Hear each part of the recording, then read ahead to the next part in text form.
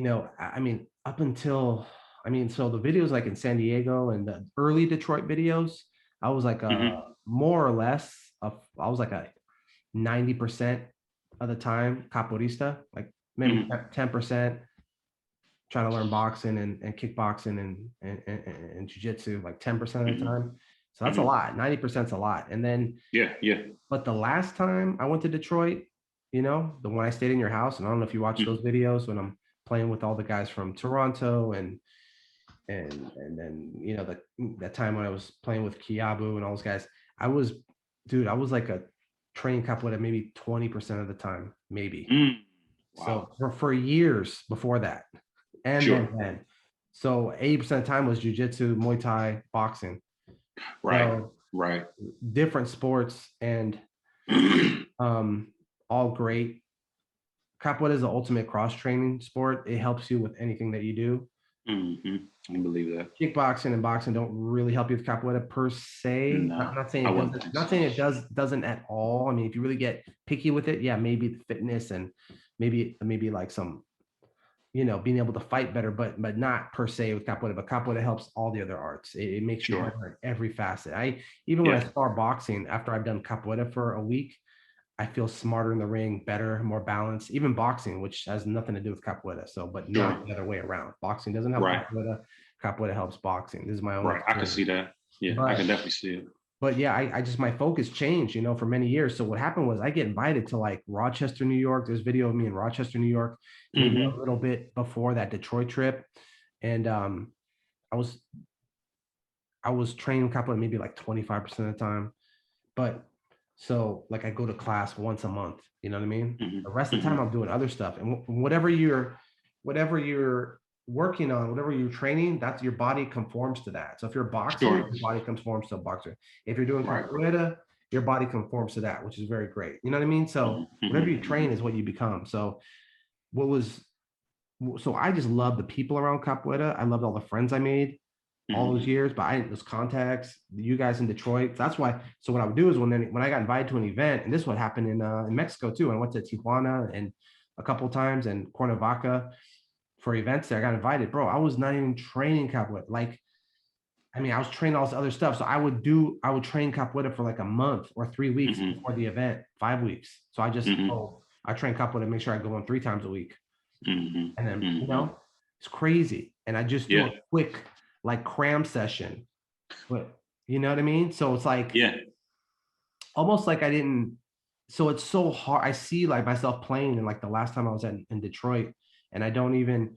I'm just so I see all the mistakes I'm making. I mean, I have some moments when I'm playing quick and athletic and playing the game. Yeah, I look good and I'm doing some good things, but just some games, some certain games when I'm playing with other people and stuff, I see my lack of training that I never saw before. I watched those videos so Wow. long because my understanding of like just of being a coach, my coach eye, whether it's capoeira, boxing, or whatever, has gotten Hmm. so much sharper over the years of just training people for so long and just being. Mm. So even if it's Wow. capoeira, like my capoeira knowledge is deep though, is deep. Sure, of So course. I can see, and I still watch capoeira regularly on YouTube, and I dissect games and stuff, even if it's not involved with what I'm doing.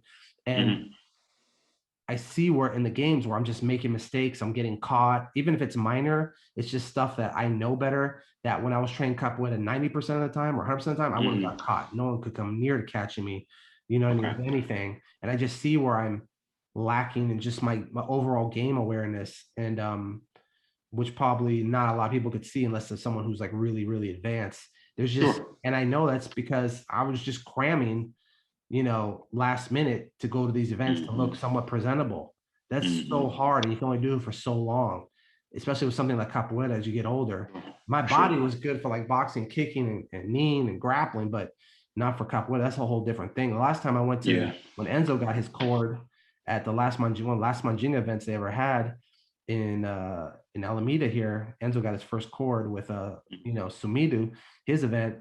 I played in the Huda a bunch of times, but my back felt like it was gonna fucking break because I wasn't even training capoeira. Like really wasn't. My back, Oh and man. then I had these guys, these contramestres from Brazil, just came here and started challenging me. And Right. I played good, but I played conservative. I played good, but conservative because I felt like my back was gonna break, bro. My neck, I was so tight, and I was also stressed. I was under a lot of pressure. It was just I was overloaded back then, and I see the video, and I have a good, I know how to play still, but when someone's like, I'm at a serious disadvantage, bro. You know what I mean? With someone who's good, and I was trying to hide that when I was playing, obviously.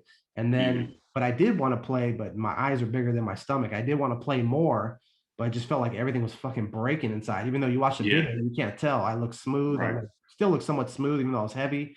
I look good, but it's just, you know, it's like I'm fighting a battle. I'm trying to fight a kickboxing fight with one leg and one arm. You know what I mean? Against someone who's fucking hella good. You know what I mean? And ready and wants to like challenge you.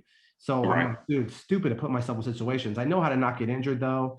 I was like, I know how to keep myself safe, but it's just no one knows. It's such a struggle, and it's my responsibility. And even just going to those events before in Rochester or Detroit, I just see all my flaws in my game, you know, and I just see where I'm open. I see, which has never happened before. The old videos of Detroit where I showed you those black and white ones where I'm hella skinny and I'm like 21.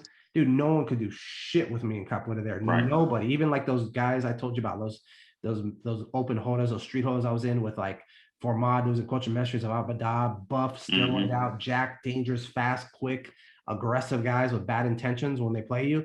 No one could touch me, bro. But I was 100% in Capoeira trance all I did, 90% of the time. You know what I mean? So I definitely wasn't respecting the art, you know, the last 10 years when I would go and to events and stuff. You know what I mean? For me, like, but because I did it since I was young and I knew how I could still do it, but it's just absolutely, it's not a good representation of myself, bro. It's like, I mean, the last video, the last Bachizado where I stayed in your house, that event, I mean, I'm like, yeah, there were some cool moments. I look good and fast, but you know, I'm like 20% of what I could be, as opposed to if I was training all the time. I was doing all this other stuff, you know, I was doing all the MMA, and I was getting ready for my gearing towards my first MMA fight at that time. I remember, I think it was 2006 when I went to Detroit the last time, I think. So I was transitioning to go to pro MMA. That's not a prime capoeirista, you know what I mean? And everyone else is just doing capoeira, you know what I mean? I was always juggling multiple sports, bro, after I was 22 years old, 23. So I was 13 till I was 23. I was a prime pure capoeirista, but not after that. But people might think I was hella good or not know, you know. So definitely the first time and second time I went to Detroit. The first, second, I got video from the first. I'm gonna try and pull it today and send you some clips. Yeah, I was 100% capoeirista. I was, you know, I mean, I'll say no one could hardly touch me back then. I was hella good. I was just lived and breathed it. So yeah, I was kind of I look like, to me, in the last video when I was in Detroit, the Bachizado event, the 2-day event, I look like, to me, I'm like an imposter, bro. I'm like, that's a guy who's not even training capoeira, bro. I can see it. I'm watching. And I was doing MMA, jiu-jitsu, boxing. I was getting for MMA, transition MMA professionally. I remember at that time. You know how many hours of day it takes in those arts? So I was just cramming for the capoeira events because I love capoeira. I love the people. I love my friends. But I had transitioned to other realms at that point. So yeah, I was almost just embarrassed watching some of those videos of my game. You know what I mean? Just I can see where I'm open, bro. And I'm getting caught by things I shouldn't be caught in, but it's just a lack of playing, a lack of practicing the art. So that was something I wanted to share with you the other day, you know? So wow. Okay. Nope, I had no idea. I know you had always delved. I heard you had delved in other things. Not delved, train with the best in the world, killers every day. Jake well, that's Shields, clear.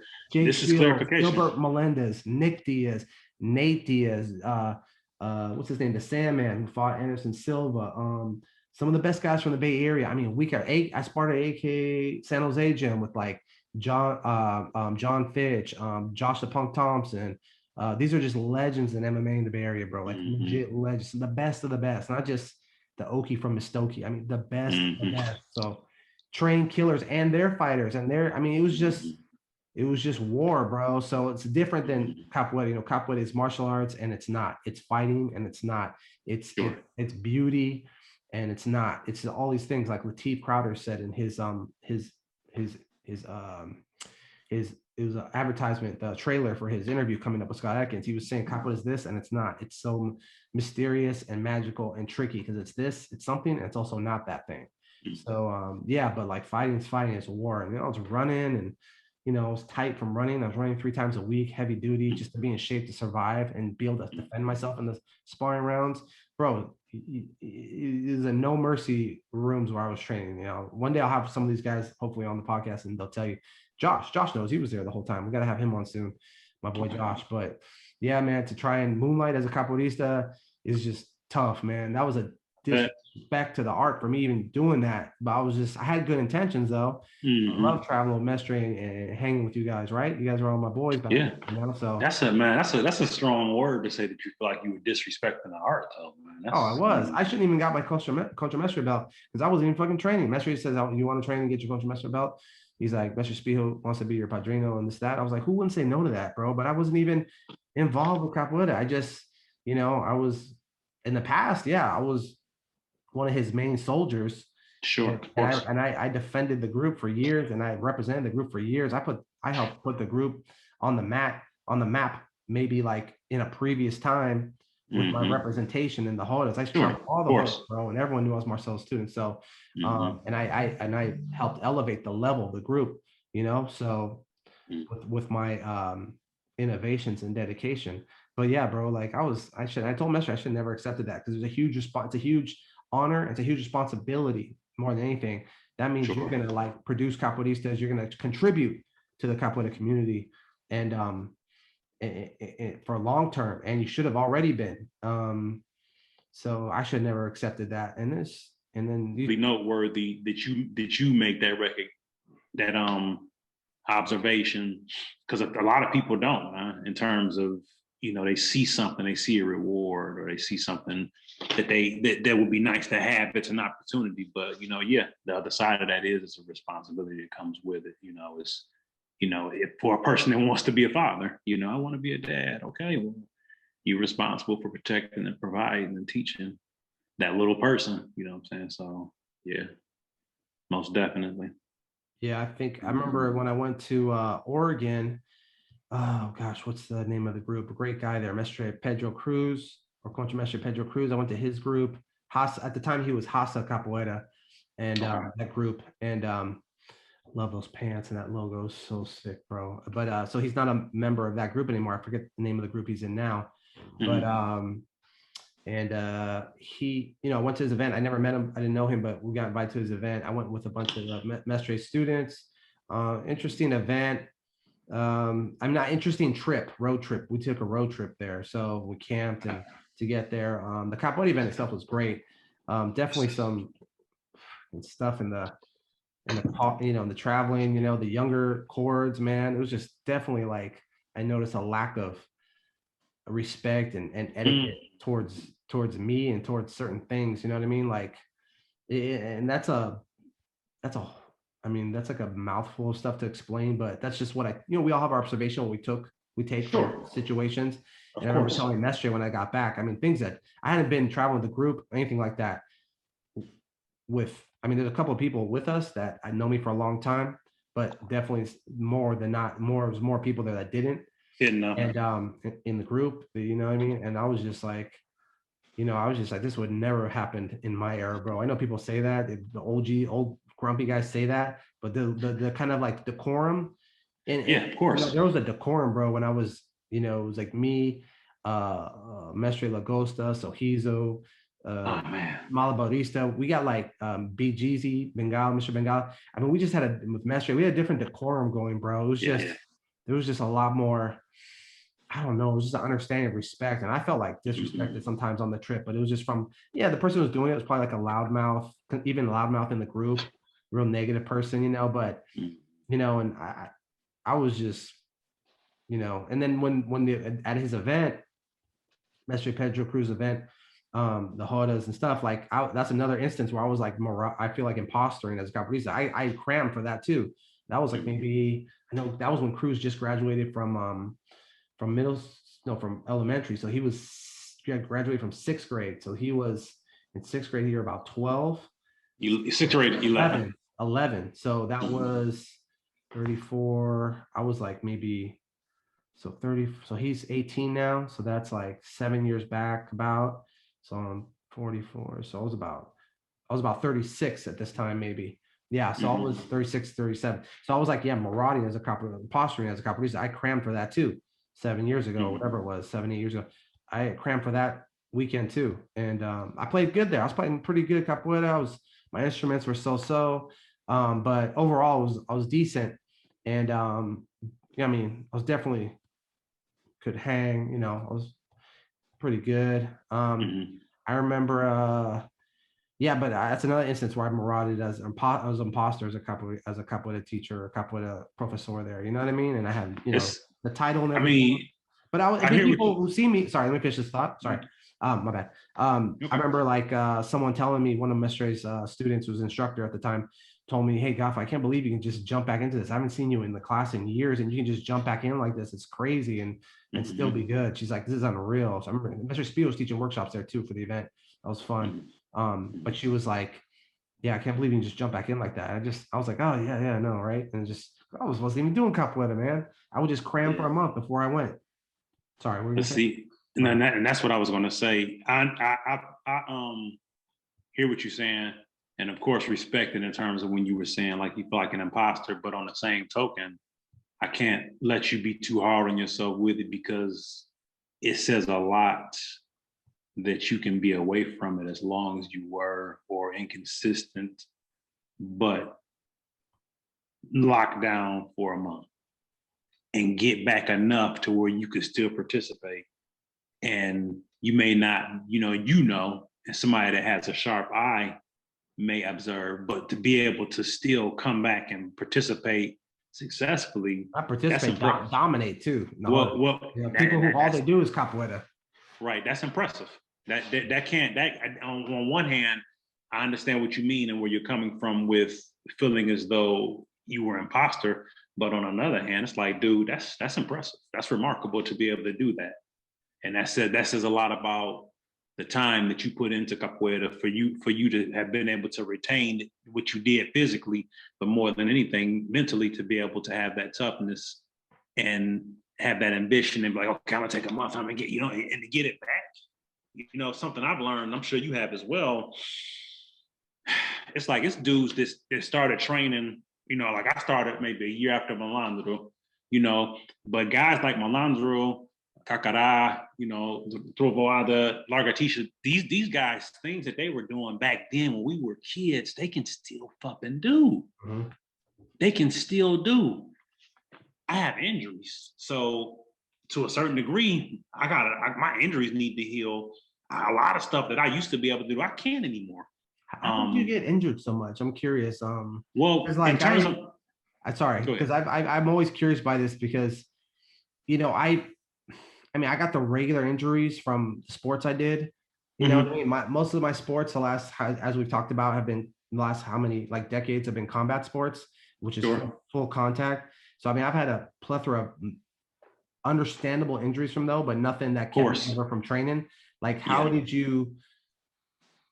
And maybe that's a testament to me starting so young in capoeira, being so training flexibility at such a young age, and having such a elite coach at 13 years old, like Mestre Marcelo, guiding me through martial arts, stretching, warm-ups, all that stuff. How do you find yourself getting so many injuries that prevented you from training? Like back to be honest, the only three things. I remember having issues with my knees, but that was from trauma, making them brittle. When I worked at Toys R Us when I was like 16. Yeah. And I used to jump up on the racks and bust my knees on the racks. For like 2 years I did it. So my knees got kind of brittle. To get up to put stuff away and stuff like that? Yeah, or just climbing shelves to put things away or to get stuff down, but just doing that for years kind of initially started the brittleness. Yeah. And then being heavier, that's not good for your joints either. But what I found is that was more of an issue with me needing to do things to strengthen them than it was an injury. Because, like, for an example, like I was telling you a while back, I did that 30-day challenge where you do 100 bodyweight squats a day. I wasn't having any problems. Of course, the lighter I am, the better I feel. And then for a while, I used to train barbell squats with just a 45-pound bar, doing like, 60 reps, 40 reps, and my knees felt fine. So I believe looking back on that that was more of an issue of me just needing, it was some theoretical trauma, but it was more of an issue of me needing to just ease myself into strengthening, the muscles around. Yeah. Now, the only real injuries that I have is my right shoulder and my left shoulder.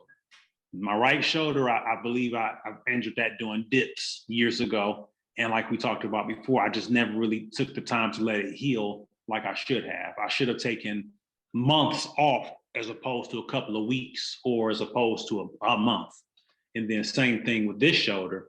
I believe I hurt this shoulder doing pull-ups. And I still would do lightweight lat pull downs or side laterals or front laterals or lightweight to strengthen the muscles around, when in all actuality, I should have just let it just rest for months. You know what I'm saying? So these are really my biggest issue. Everything else, for the most part, I feel fine, especially when I'm light in the A. You can kick. Oh yeah, all day. I mean, and my shoulders, you know what I'm saying? I mean, you're not, unless I'm doing a bonnet or something, but I mean, I can still throw, I can throw a capasso and a salta. Yeah. Like we talked about earlier, you told Jen that I don't train. I've been doing this 20 years off and on. So my kicks are never bad. They can be better, but I can, my proficiency with my kicks will never leave because of the years, I believe the years of the years of throwing them, you know what I'm saying? It's kind of, like you said, it's kind of cool. I feel you on how you could feel like an imposter because you know what goes into something, but on the same token, you do something so long, that muscle memorization, it's a motherfucker. Yeah. No, totally. I I remember one thing about that trip just comes to mind. Also, I remember like the change in respect and dynamics of things had changed. I was remembering like when I was coming up in Capoeira, if your classmate or group mate was getting fired on in the roda and they needed help and it looked like they were winning, you buy in, give them a little breather, if anything. Yeah. And I remember, I remember, I think it was the last night, the last Capoeira night. It was the Bachizado or the event? Maybe it's a workshop. I might be tripping. It might just be workshop. It might not have been a Bachizado. I think it was just a workshop. Yeah. Okay. It was a workshop we went for like 2 days. And so there was I don't know how much went, maybe like 10 of us, 12, maybe tops, maybe 10 from Mestres group came. So I think that was the last Capoeira trip I took to, or Capoeira thing. Maybe one of the last. So I remember it was the last night there, last roda. There's multiple rodas going on, maybe like 2 going on at the same time. And I remember one of Mestres students, I remember who it was. So it was she was playing and she was losing and she was getting teed off on, and by another guy, from a guy from their group, from Hassa. And it was a kind of bigger guy. And he was just teeing off on her, but not in a bad way. I mean, he wasn't trying to beat her up, but she was getting worked over. Like, right. She was just getting caught. I think I remember her already had been bought in on, so she was already like deep in the game, and it was a fast game, and she didn't like she could handle it, bro. You know what I mean? Like, I mean, could have let her just watch and let her just get tossed around and swept around and kicked around and turned around and kicked in the butt and sent you on that way. You come back and knocked you down. I mean, could have watched that for another 30 seconds, but she's all my, my instinct was that's my group. She's from my group. I'm going to buy her out, not because, just to like back her up. And that's what kind of teammates do. And I remember it came up and I played him, and the guy is good, and I played him. And then I forget, someone probably bought in after that. And just to let him know, bro, you're not going to beat up on us, bro, or whatever. Right. I mean that lightly. I don't mean that like a bad guy. Sure. So, or then people know that I know this is my group, if someone's getting worked over a little bit, I'm going to come and help them out. Absolutely. A little bit if they need it. And that's what everyone can do. And then I remember we talked about it after that night. And I think she said, it came up, how I bought her out. And then I said something like, yeah, I was, I had your back. And she was like, no, I was fine. I didn't need you to buy me out. And this is like a way lower chord than me, obviously, way lower. And I said, no, I said, you were getting worked over. Yeah. I said, you do need me to buy you out. She said, no, I was fine, Gaff. I was fine. I said, no, you weren't fine. So I've been in, like I said, told you the other day, I've been in, I traveled many rodas. And I'm gonna tell you this, now, without even getting too overdoing it, when I talk about who I've been in the rodas with from different famous groups, famous capoeiristas, dangerous capoeiristas, not in my setting, not in my academy, in the streets, open rodas, street rodas, other people's academies. I played with some you know, dangerous capoeiristas, man, is what it is. Yeah. Big, dangerous, well-known capoeiristas. And trust me, man, they weren't playing with me like I was some, you know, beginner or someone who they were going to take care of, bro. Okay. It was my responsibility to survive, Right. accept the challenge, escape, fire back at them without getting decapitated, bro. So, but that's what I trained for back then. So I know when someone's in trouble and when they're not. Of course. So Absolutely. for that person to tell me that, oh no, it's fine. That's like a fighter telling their, you know, which I wasn't her coach, but you know, it's just things like that. It's like definitely over the generations of the students at that group, things got so much, I don't know, like there's less decorum and respectful towards more experienced chords, you know what I mean? So yeah. and I come from a fighting background, bro. I know what someone's getting worked over a little bit. But Of anyway, course. Yeah. it is what it is. That's something that comes to mind from that trip. But yeah, man.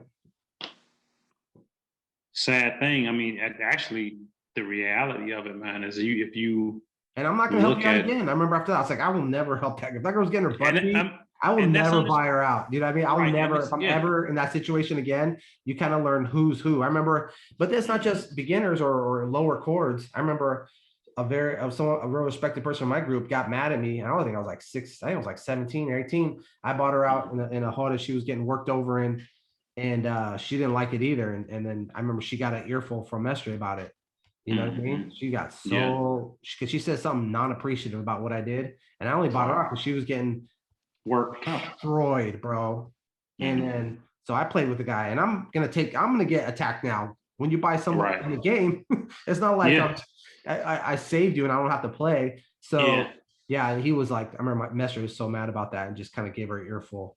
And so, but is what it is, man. And someone bought me out. I would get frustrated too, though, at times, to be fair. I remember I got bought out of a game when I got my Contra Mestre belt, and I got so bummed out because it was a guy that is a Mestre or Contra Mestre I played. He's from Brazil. I'd played him years prior, and we kind of got into a bit of a scuffle, or it was serious, not a serious game, but it was definitely a challenging going on. There was some wrestling going on. He was really trying to challenge me, and I played him really well, and I accepted the challenge, and I did good.